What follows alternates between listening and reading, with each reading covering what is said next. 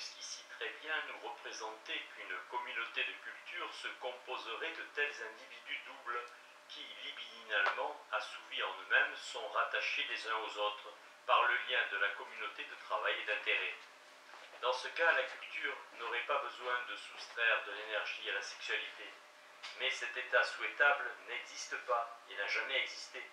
La réalité effective nous montre que la culture ne se contente pas des liaisons qui lui ont été accordées jusqu'ici, qu'elle veut aussi lier libidinalement les uns aux autres les membres de la communauté, qu'elle se sert pour cela de tous les moyens, favorisant chaque voie pour instaurer de fortes identifications entre eux, mettant en œuvre, dans la plus large mesure, une libido inhibée quant au but, pour renforcer les liens de la communauté par des relations d'amitié. Pour accomplir ces desseins, la restriction de la vie sexuelle devient inévitable. Mais ce qui nous manque, c'est de comprendre quelle nécessité pousse la culture dans cette voie et fonde son opposition à la sexualité. Il ne peut s'agir que d'un facteur perturbant que nous n'avons pas encore découvert. Une des exigences d'idéal, comme nous les nommons, de la société de la culture peut ici nous mettre sur la bonne piste. Elle s'énonce « Tu aimeras ton prochain comme toi-même ». Elle est universellement célèbre, assurément plus ancienne que le christianisme, qui la met en avant comme la revendication dont il est le plus fier, mais certainement pas très ancienne. En des temps historiques, elle était encore étrangère aux hommes. Adoptons envers elle une attitude naïve, comme si nous en entendions parler pour la première fois. Nous ne pouvons alors réprimer un sentiment de surprise et de déconcertement. Pourquoi devrions-nous l'aimer? En quoi cela nous aidera-t-il? Mais avant tout, comment mettrons-nous cela en pratique? Comment cela nous sera-t-il possible? Mon amour est quelque chose qui m'est précieux. Je n'ai pas le droit de le rejeter sans en rendre compte. Il m'impose des devoirs que je dois être prêt à remplir au prix de sacrifices. Si j'en aime un autre, il faut qu'il le mérite de quelque façon. Je fais abstraction du profit qu'il peut m'apporter, ainsi que de sa significativité possible pour moi comme objet sexuel. Ces deux sortes de relations n'entrent pas en ligne de compte concernant le précepte de l'amour du prochain. Il le mérite lorsque, sur des points importants, il est si semblable à moi que je peux m'aimer moi-même en lui. Il le mérite lorsqu'il est tellement plus parfait que moi que je puis aimer en lui l'idéal que j'ai de ma propre personne. Il me faut l'aimer s'il est le fils de mon ami, car la douleur de l'ami, si une souffrance le frappe, serait aussi ma douleur. Il me faudrait la partager. Mais s'il m'est étranger et ne peut m'attirer ni par aucune valeur propre, ni par aucune significativité déjà acquise pour ma vie de sentiment, il me sera difficile de l'aimer. Et même, je commets par là une injustice, car mon amour est considéré par tous les miens comme une préférence. Je suis injuste envers eux en les mettant sur le même pied que l'étranger. Or, si je dois l'aimer de cet amour universel uniquement parce qu'il est un être de cette terre, tout comme l'insecte, le ver de terre, la couleuvre, alors je le crains, il ne lui reviendra qu'un montant d'amour infime et qui ne saurait atteindre ce que, selon le jugement de la raison, je suis fondé à me réserver pour moi-même. À quoi bon un précepte à l'allure si solennelle, si son accomplissement ne peut se recommander de la raison? En y regardant de plus près, je trouve encore plus de difficultés. Non seulement cet étranger n'est pas en général digne d'être aimé, mais je dois le confesser honnêtement, il a davantage droit à mon hostilité, voire à ma haine.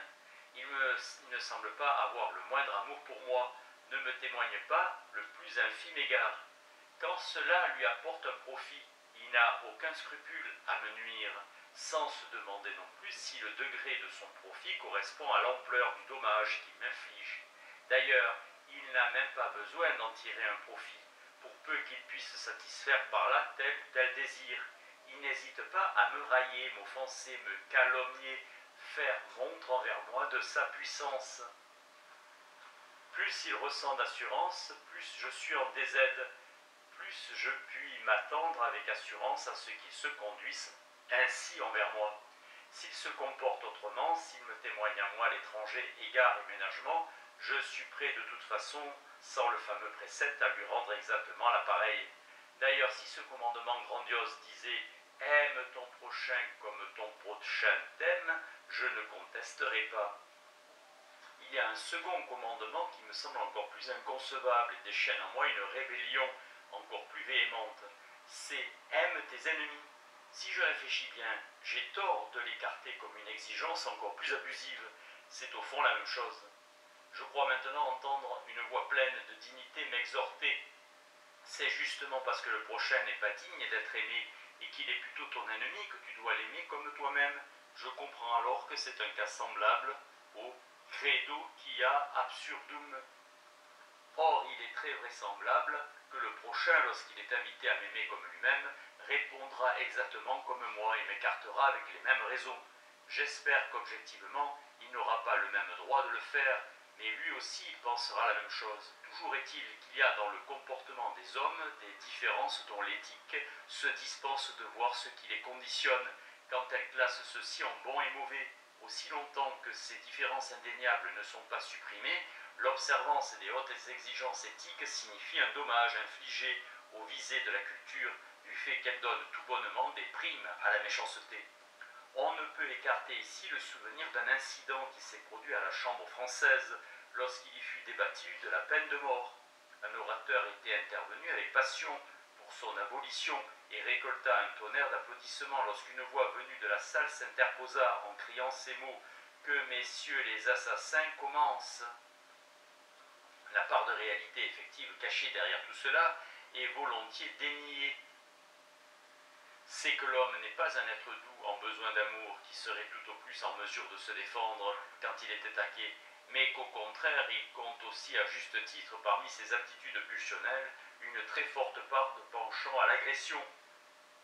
En conséquence de quoi le prochain n'est pas seulement pour lui un aide et un objet sexuel possible, mais aussi une tentation, celle de satisfaire sur lui son agression, d'exploiter sans dédommagement sa force de travail, de l'utiliser sexuellement sans son consentement, de s'approprier ce qu'il possède, de l'humilier, de lui causer des douleurs, de le martyriser et de le tuer. Homo homini lupus. L'homme est un loup pour l'homme. Plot. Qui donc, d'après toutes les expériences de la vie et de l'histoire, a le courage de contester cette maxime? Plot est un dramaturge latin dans Asinaria, la comédie des ânes. Cette cruelle agression attend en règle générale une provocation se met au service d'une autre visée, dont le but pourrait être atteint aussi par des moyens plus doux. Dans des circonstances qui lui sont favorables, lorsque sont absentes les contre-forces animiques qui d'ordinaire l'inhibent, elles se manifestent d'ailleurs spontanément, dévoilant dans l'homme la bête sauvage, à qui est étrangère l'idée de ménager sa propre espèce. Quiconque se remémore les atrocités de la migration des peuples, des inventions des Huns, de ceux qu'on appelait Mongols sous Gengis Khan et Tamerlan, de la conquête de Jérusalem par les pieux croisés, et même encore les horreurs de la dernière guerre mondiale, ne pourra que s'incliner humblement devant la confirmation de cette conception par les faits. L'existence de ce penchant à l'agression que nous pouvons ressentir en nous-mêmes et présupposons à bon droit chez l'autre est le facteur qui perturbe notre rapport au prochain et oblige la culture à la dépense qui est la sienne. Par suite de cette hostilité primaire des hommes les uns envers les autres, la société de la culture est constamment menacée de désagrégation. L'intérêt de la communauté de travail n'assurerait pas sa cohésion. Les passions pulsionnelles sont plus fortes que les intérêts rationnels. Il faut que la culture mette tout en œuvre pour assigner des limites aux pulsions d'agression des hommes, pour tenir en soumission leurs manifestations par des formations réactionnelles psychiques. De là donc la mise en œuvre de méthodes qui doivent inciter les hommes à des identifications et à des relations d'amour inhibées quant au but. De là la restriction de la vie sexuelle et de là aussi ce commandement de l'idéal, aimer le prochain comme soi-même, qui se justifie effectivement par le fait que rien d'autre ne va autant à contre-courant de la nature humaine originelle. En dépit de tous ces efforts, cette tendance de la culture n'a pas atteint grand-chose jusqu'ici. Elle espère empêcher les excès les plus grossiers de la violence brutale en se donnant elle-même le droit d'user de violence envers les criminels. Quant aux manifestations plus prudentes et plus subtiles de l'agression humaine, la loi n'est pas en mesure de les prendre en compte. Chacun de nous en vient à abandonner comme étant des illusions les espoirs que dans sa jeunesse il avait mis dans ses semblables, et peut apprendre combien la vie lui est rendue plus difficile et douloureuse par leur malveillance. Pourtant, ce serait une injustice que de reprocher à la culture de vouloir exclure des activités humaines, querelles et compétitions. Des activités humaines, querelles et compétitions. Celles-ci sont bien sûr indispensables, mais antagonisme n'est pas nécessairement inimitié, le premier ne faisant que servir abusivement d'occasion à la seconde. Les communistes croient avoir trouvé la voie pour délivrer du mal. L'homme est bon, hors de tout équivoque, bien intentionné envers son prochain, mais l'institution de la propriété privée a corrompu sa nature. La possession de biens privés donne à un seul la puissance et par là la tentation de maltraiter le prochain. Celui qui est exclu de la possession ne peut dans son hostilité que se révolter contre l'oppresseur.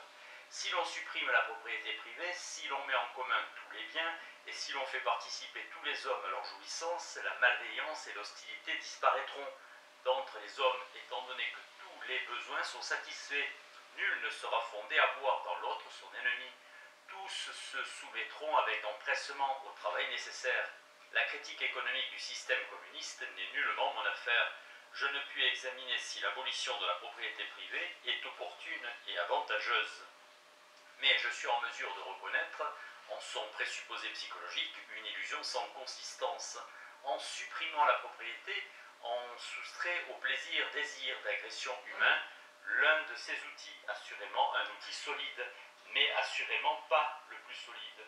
Pour ce qui est des différences de puissance et d'influence, dont l'agression fait un usage abusif dans des visées, on n'y a rien changé, pas plus qu'à l'essence de cette agression. Elle n'a pas été créée par la propriété, elle régnait presque sans restriction dans les temps originaires, lorsque la propriété était encore une bien piètre chose.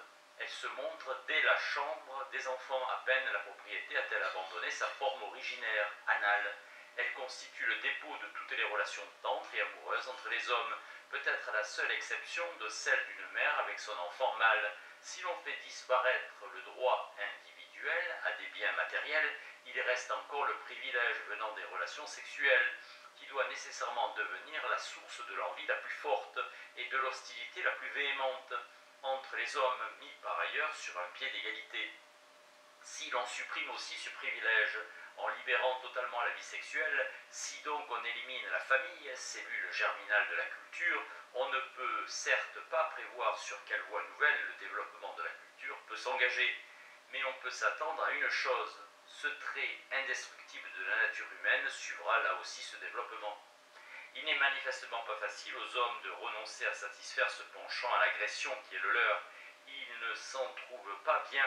L'avantage d'une sphère de culture plus petite, permettre à la pulsion de trouver une issue dans les hostilités envers ceux de l'extérieur, n'est pas à dédaigner. Il est toujours possible de lier les uns aux autres, dans l'amour une assez grande foule d'hommes, si seulement il en reste d'autres à qui manifester de l'agression. Je me suis une fois occupé du phénomène selon lequel précisément des communautés voisines et proches, aussi les unes des autres par ailleurs, se combattent et se raillent réciproquement, tels les Espagnols et les Portugais, les Allemands du Nord et ceux du Sud, les Anglais et les Écossais. J'ai donné à ce phénomène le nom de narcissisme des petites différences, qui ne contribue pas beaucoup à l'expliquer dans Psychologie des masses et Analyse du moi et dans le tabou de la virginité. Maintenant, on reconnaît là une satisfaction commode et relativement anodine du penchant à l'agression par lequel la cohésion de la communauté est plus facilement assurée à ses membres. Le peuple des Juifs, dispersé dans toutes les directions, a de cette façon grandement mérité les cultures de ces peuples d'accueil. Mais hélas, tous les massacres de Juifs au Moyen-Âge n'ont pas suffi à rendre cette époque plus pacifique et plus sûre pour les chrétiens contemporains. Après que l'apôtre Paul eut fait de l'universel amour des hommes le fondement de sa communauté chrétienne, l'extrême intolérance du christianisme envers ceux qui étaient restés en dehors en avait été une conséquence inévitable. Aux Romains qui n'avaient pas fondé sur l'amour la vie publique au sein de leur État, l'intolérance religieuse était restée étrangère, bien que chez eux la religion fût affaire d'État et que l'État fût imprégné de religion. Ce ne fut pas non plus un hasard incompréhensible si le rêve d'une domination germanique sur le monde appela comme son complément l'antisémitisme, et il est concevable, on le reconnaît, que la tentative d'édifier en Russie une nouvelle culture communiste trouve son support psychologique dans la persécution des bourgeois. On se demande seulement avec inquiétude ce que les soviets entreprendront une fois qu'ils auront exterminé leurs bourgeois. Si la culture impose d'aussi grands sacrifices, non seulement à la sexualité mais aussi au penchant de l'homme à l'agression, nous comprenons mieux qu'il soit difficile à l'homme de s'y trouver heureux. En fait, l'homme originaire était en cela mieux partagé, étant donné qu'il ne connaissait pas de restrictions pulsionnelles. En revanche, sa certitude de jouir longtemps d'un tel bonheur était des plus minces. L'homme de la culture a fait l'échange d'une part de possibilité de bonheur contre une part de sécurité. N'oublions pas toutefois que dans la famille originaire, seul le chef suprême bénéficiait de cette liberté pulsionnelle.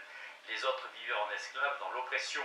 L'opposition entre une minorité jouissant des avantages de la culture et une majorité dépouillée de ces avantages était donc, dans ce temps originaire de la culture, poussée à l'extrême. Sur le primitif vivant de nos jours, nous avons appris, par une enquête plus attentive, que sa vie pulsionnelle ne peut nullement être enviée pour sa liberté. Elle est soumise à des restrictions d'une autre espèce, mais peut-être d'une plus grande rigueur que ne l'est celle de l'homme de la culture, au temps moderne. Si, à notre actuel état de la culture, nous objectons à bon droit l'insuffisance avec laquelle il satisfait nos exigences, une régulation de la vie propre à nous rendre heureux, objectant aussi la quantité de souffrance qu'il permet et qu'il serait vraisemblablement évitable, si nous nous efforçons de mettre à découvert par une critique sans ménagement les racines de son imperfection, nous exerçons assurément notre bon droit et nous ne nous montrons pas ennemis de la culture. Nous pouvons espérer imposer peu à peu des modifications de notre culture qui assurent mieux la satisfaction de nos besoins et qui échappent à cette critique. Mais peut-être nous familiarisons-nous aussi avec l'idée qu'il y a des difficultés qui sont inhérentes à l'essence de la culture et qui ne céderont à aucune tentative de réforme.